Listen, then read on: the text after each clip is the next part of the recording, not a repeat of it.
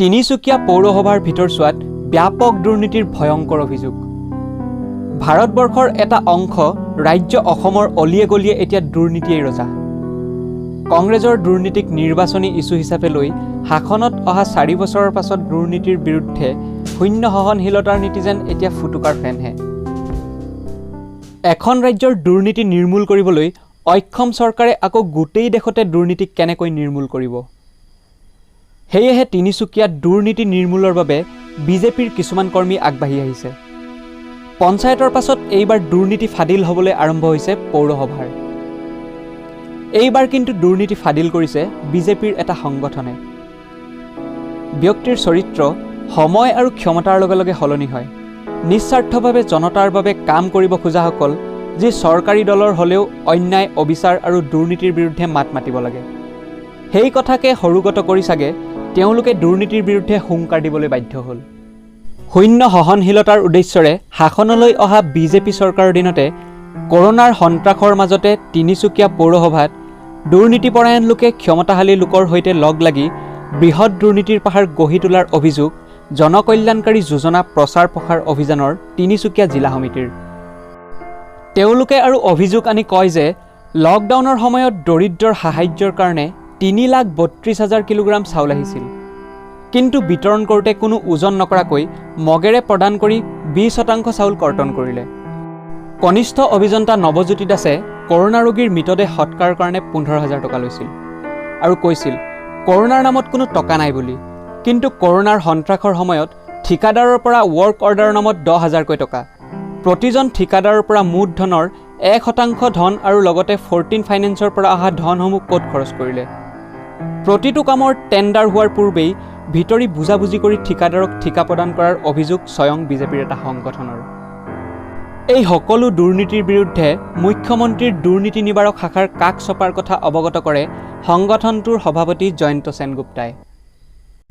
পৌৰসভাৰ সভানেত্ৰী আৰু উপসভাপতিৰ সুকীয়া সুকীয়াকৈ গাড়ী থকাৰ পাছতো প্ৰতি মাহে 40,000কৈ জনতাৰ টকা অযথা খৰচ কৰি বিলাসী গাড়ী ভাড়া লৈ থকাৰ অভিযোগ।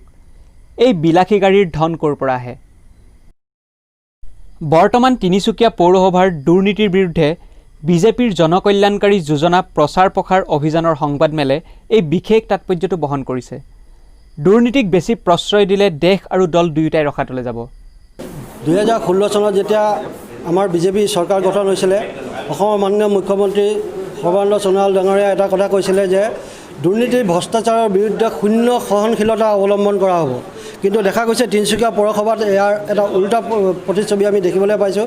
ইয়াত কিছুমান দুৰ্নীতিপৰায়ণ বিষয়া ক্ষমতাশালী লোকৰ লগত লগ লাগি ইয়াত দুৰ্নীতি পাহাৰ গঢ়ি তুলিছে। গতিকে আমি ইয়াৰ প্ৰতিবাদ কৰি আজি সংবাদমেলখন দিছোঁ। ইয়াত চাওক, প্ৰধানমন্ত্ৰী নৰেন্দ্ৰ মোদী ডাঙৰীয়াই গৰীব দুখীয়া ৰাইজৰ কাৰণে বিনামূলীয়া আজি চাউল বিতৰণৰ ব্যৱস্থা কৰিছে। তিনিচুকীয়া পৌৰসভাত 3,32,000 কেজি চাউল আহিছে ইয়াৰ বাবে, কিন্তু দেখা গৈছে যেতিয়া বিতৰণ কৰা হৈছে তাৰ 20% কাটিং কৰি, মানে চাউলবিলাক কোনো ধৰণৰ জোখ মাখ নোলোৱাকৈ এইটো মগেৰে চাউল বিতৰণ কৰা হৈছে আৰু তাত 20% কাটিং কৰা হৈছে, অৰ্থাৎ 66,000 কেজি চাউল সৰকাই দিছে। এইটো এটা ব্যাপক দুৰ্নীতি হৈছে। ইয়াৰ উপৰি তিনিচুকীয়া পৌৰসভাত চেয়াৰপাৰ্চন আৰু ভাইচ চেয়াৰমেনৰ গাড়ী থকা সত্ত্বেও তিনিচুকীয়া পৌৰসভাত মাহিলী 40,000 টকাত স্কৰপিঅ' গাড়ী এখন ঠিক কৰিছে।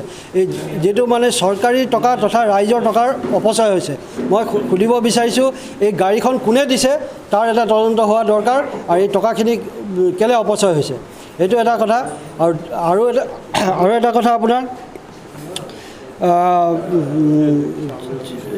প্ৰতিজন ঠিকাদাৰৰ পৰা ৱৰ্ক অৰ্ডাৰৰ এগেইনষ্টত 10,000 টকাকৈ লোৱা হৈছে। COVID-19ৰ নামত 1%কৈ টকা লোৱা হৈছে। তাৰোপৰি 14 কমিশ্যনৰ যিবিলাক কাম হৈছিলে তাত মানে কি চৰকাৰী নিৰ্দেশ অনুসৰি প্ৰতিজন ঠিকাদাৰৰ পৰা COVID-19ৰ নামত এটা সংখ্যা টকা লোৱা হৈছিলে। তৎসত্ত্বেও দেখা গৈছে নৱজ্যোতি দাস নামৰ যিজন কনিষ্ঠ অভিযন্তা আছে তেওঁ কৈছে যে কোনো ধৰণৰ COVID-19ৰ নামত কোনো টকা অহা নাই বুলি।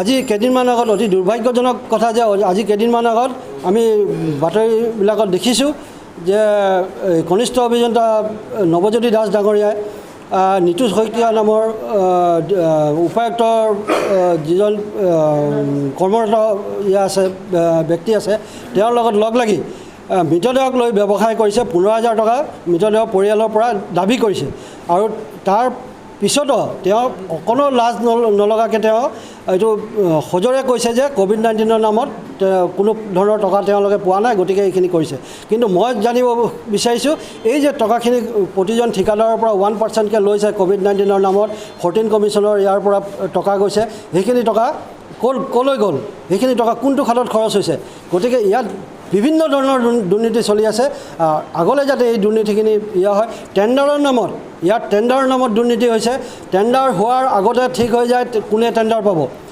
গতিকে ইয়াৰ পূৰ্ব মই আপোনালোকক দি দিছোঁ যে টেণ্ডাৰ হোৱাৰ আগত কোনজনে পাব ঠিক হৈ যায় তাৰ পিছতে এমাহ পিছতে টেণ্ডাৰ হয় গতিকে এই যে বৃহৎ অংকৰ কমিশ্যনৰ খেল চলি আছে এইখিনি অনতিপলমে বন্ধ হ'ব লাগে বুলি আমি দাবী জনাইছোঁ আৰু এই গোটেইখিনি কথা আমি মুখ্যমন্ত্ৰী ভিজিলেন্স ডিপাৰ্টমেণ্টত আমি অৱগত কৰিম